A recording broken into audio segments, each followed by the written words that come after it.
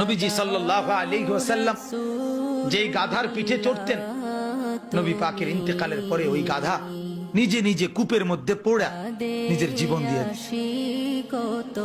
নবী সাল্লাল্লাহু আলাইহি সাল্লামের ইন্তেকালের পরে যেই উটনি, আল্লাহর নবী সাল্লাল্লাহু আলাইহি সাল্লাম উটনি মানে মহিলা জাতের উট, এই উটনিতে চড়তেন। সেই উটনি জান্নাতুল বাকি কবরস্থানের পাশে গিয়ে এমন ভাবে বসছে, এক টানা 2 সপ্তাহ কোনো খাদ্য খাবার না খেয়ে, এক ঢোক পানিও না খেয়ে নিজের জীবন নিজে দিয়ে দিছে, মরে গেছে রাসূলের বিরহে। হযরতে আব্দুল্লাহ ইবনে যায়েদ ইবনে আব্দে রাব্বিহি নবীজির একজন সাহাবী। সর্বপ্রথম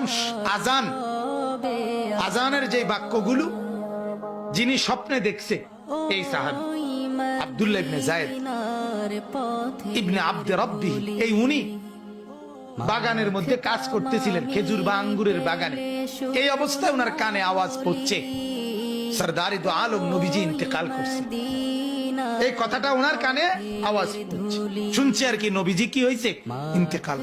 সাথে সাথে কিতাবে আছে, উনি হাত তুলে আল্লাহকে বলছে, আল্লাহ এই চোখ দিয়ে যদি এরপরে আর নবীকেই না দেখি তো মাওলা তোমার কাছে ফরিয়াদ, এই চোখ দিয়ে যেন আর পৃথিবীর কিছুই না দেখি, এই কান দিয়ে যদি তোমার বন্ধুর কথা না শুনি, রব্বুল আলামিন যে চোখ আর নবী দেখবে না, এই চোখে আমি আর কিছু দেখতে চাই না।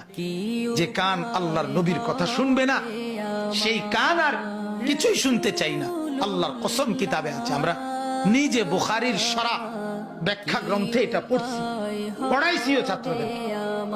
ওই সাহাবী এরপরে আর মৃত্যু পর্যন্ত কোনদিন আর কিছু চোখেও দেখে নাই, কানেও শুনে নাই।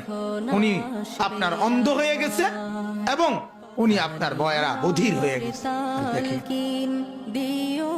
তাহলে কি পরিমাণ বিরহ আমি এটা বুঝাইতে চাই।